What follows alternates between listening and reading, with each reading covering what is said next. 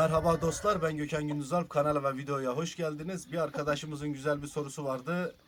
Benim horozum adama vuruyor, kanında bozukluk var mıdır diye. Şimdi kanında bozukluk olan hayvanlarda kırmalık olur. Kırmalık olan hayvanlarda her türlü belli eder. Şimdi ben horozumu buraya salayım, kameranın yanına geçip ya. Aferin sana, daha genç, yakışıklı bir hayvan. Çirkin aslında. Çirkin ama yakışıklı, gel. Bak bu da bana vuracak zamanla. Şimdi ben sana, bunun babası da vuruyor adama. Ben sana şimdi net olarak anlatacağım bunu. Bir tane tavuk getireyim yanına.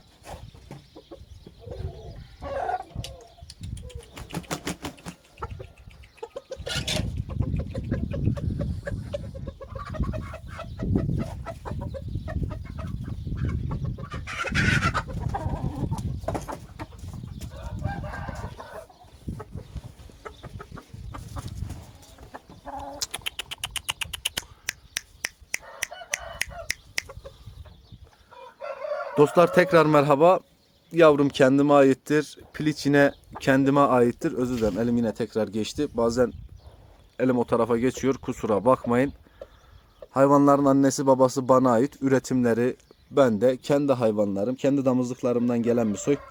Şimdi dostum, bir hayvanda kan bozukluğuyla adlandırılan bir şey varsa o hayvanın fenotip özelliklerine, yani dış görünüş özelliklerine yansır. Bu hayvanlar da zaten kırma olarak adlandırılır. Yani kan bozukluğu olan bir hayvanda kırmalık olur. Şimdi sen hayvanını dışarıya sunuyorsan, ya benim hayvanım adama vuruyor, benim hayvanım, örnek veriyorum, insanla arası iyi değil diyorsan, dışarıdaki söylediğim bireylerin 5'te birinin, 5'te 2'sinin, 5'te 3'ünün sana, aferin sana, 5'te 3'ünün sana bu hayvan kırmadır ya da bu hayvanda kan bozukluğu vardır deme ihtimali çok yüksek. Şimdi şöyle bir şey var. İnsanların hepsi bir şeyler biliyor. Doğrudur. Ama ne yazık ki ülkemizde Hint horozlarıyla alakalı bilimsel bir araştırma yok. Aferin sana. Şimdi bizlere Hint horozunu kişiler ya da şahıslar ispat etmez abi. Bize her canlıda olduğu gibi bazı özellikler vardır. Onlar hayvanı tarif eder. Fenotip ve genotip özellikler. Fenotip özellikleri hayvanın DNA'sında bulunan dış görünüşe yansıyan özellikleridir. Abi başlayalım. Kalemleridir, kuyruğudur, gagasıdır, tırnağıdır, göz rengidir, ibik şeklidir, fıstık ibik midir, silme midir hayvan, bunları gösteren özelliklerdir. Kuyruk yapısıdır. Aynı zamanda genotip özellikler ise bu hayvanın taşıdığı, örnek veriyorum, birkaç tane sayayım ki videoyu da fazla uzatmayalım. Kalem kullanma yeteneği, pes etmemeleri, savaşçı olmaları mesela, bu hayvanların bir sisteminin olması, hepsinin ayrı ayrı. Bunlar da DNA'larında taşıdığı gen özellikleridir. Yani atalarından gelen özelliklerdir. Senin hayvanın sırf adama vuruyor diye, mesela insana yakın değil diye, örnek veriyorum, insanı sevmiyor diye, insanları tehdit algılıyor diye insanlara saldırıyor değil mi? Bu hayvan bu özelliğinden ötürü herhangi bir kan bozukluğu taşımıyor. Çünkü bu hayvanların işlerinde savaşçı özellikleri var zaten. Diğer horozlara nasıl sert olabiliyorsa aynı zamanda bir küçük köpeğe de sert olabilirler. Bir kaza da sert olabilirler. Hindiye de sert olabilirler. Seninki insana sert. Ama bu özelliği var diye hayvanın, özellik demeyelim de hani bu davranışı, bu da bir davranıştır aslında, kan bozukluğu da değil.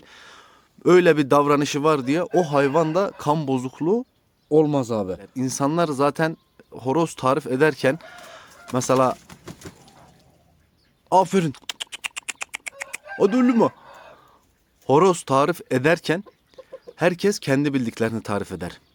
Herkes kendi doğrularını söyler. Çünkü dediğim gibi bu hayvanlarda yapılmış, ülkemizde Türkçe kayıtlar altına alınmış bilimsel bir araştırma, bilimsel bir çalışma yok. Halbuki orada olsa, şöyle bir şey olsa, ülkede 500 tane horoz incelense, küçüklüğünden en büyüklüğüne kadar, bu nasıl olur biliyor musunuz? Doğumundan 1 yaşına kadar 200 tane horoz incelense, oraya belki de not alacak. Evet, bu hayvanların insanlara saldırdığı da görülmüştür diye. Ama ne yazık ki ülkemizde olmadığı için biz dışarının tarifine inanıyoruz. Dışarının hayvan tarifi de hani bizi çok şey yapabilir, yani hüsran edebilir.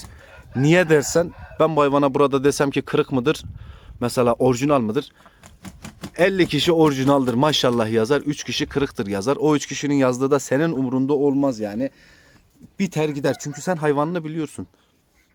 Tamam mı? Yani senin horozun ilk özelliklerini taşıyorsa kısacası kesinlikle kan bozukluğu ya da kırmalık diye adlandırdığımız bir şey yoktur. Bak bunu tekrar bir yere yaz. Kan bozukluğuyla kırmalık aynı şeydir. Bir yerde horozunda patlak verir. Kuyruk tutuşu olmaz. Kuyruk dik durur. Örnek veriyorum. İbik, göz rengi her şeyine yansır. Hayvanın vücuduna bile yansır yani. Hayvanın dik durmaz, eğik durur. Vücuttaki bu Hint horozlarında gördüğümüz üçgen vücut dediğimiz şekil hayvanında mesela görülen şeylerde kan bozukluğu olursa eğer, beni sakın yanlış anlama, onda bile vücudun bozuk olduğundan anlaşılır. Gelelim senin horozuna. Abi horozunun sistemi, kalem kullanma yeteneği, saha yeteneği, bunlar senin hoşuna gidiyorsa, tamam mı? Seni tatmin ediyorsa, dediğim gibi dış görünüşünde de savaşçı ruhunda da hiçbir sıkıntı yoksa o horoz zaten orijinaldir.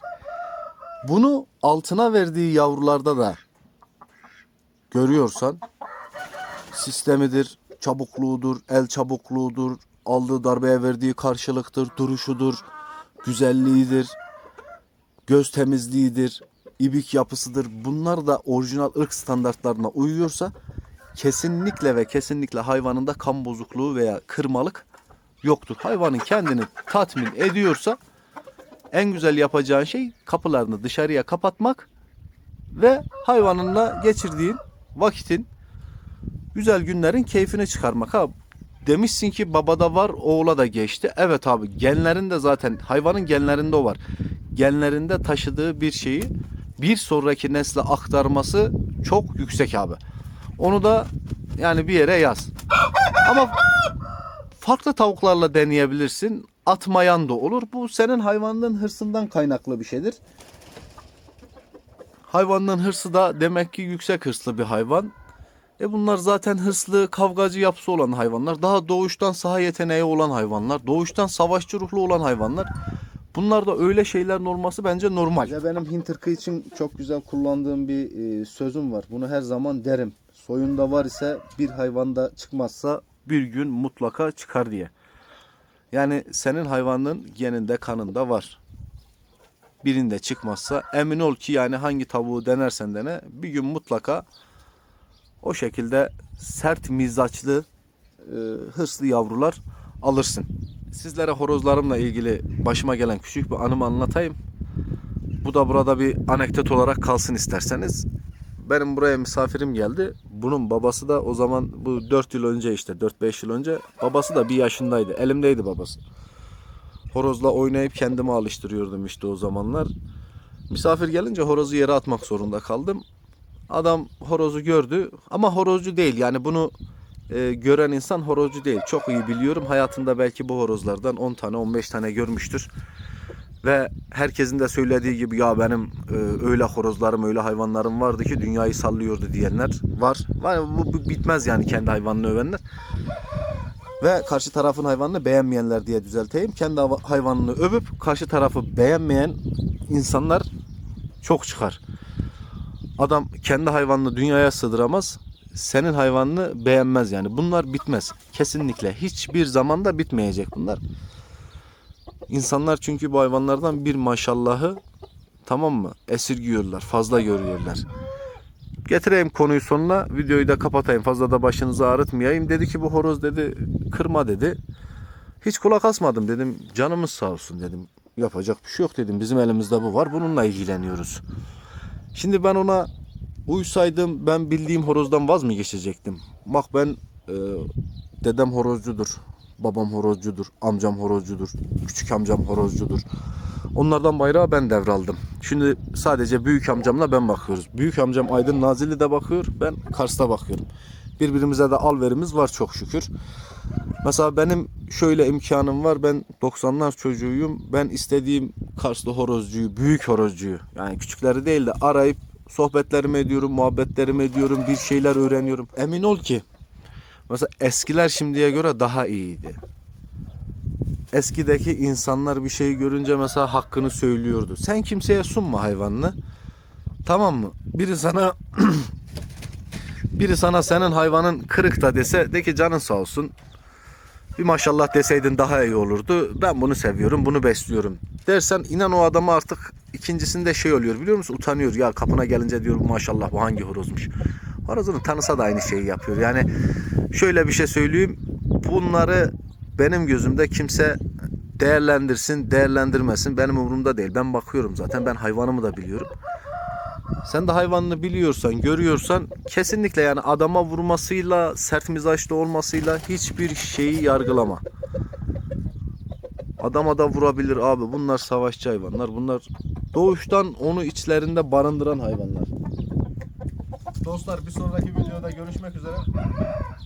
Sağlıkla kalın. İyi seyirler dilerim. Dostum inşallah sana da bu içerik yaramıştır. Bak bu yarın öbür gün gelecek benim üstüme atlayacak. Ben sana video çekeceğim yani ama sırf öyle diye de kesinlikle hayvanlarımızı telef etmiyoruz.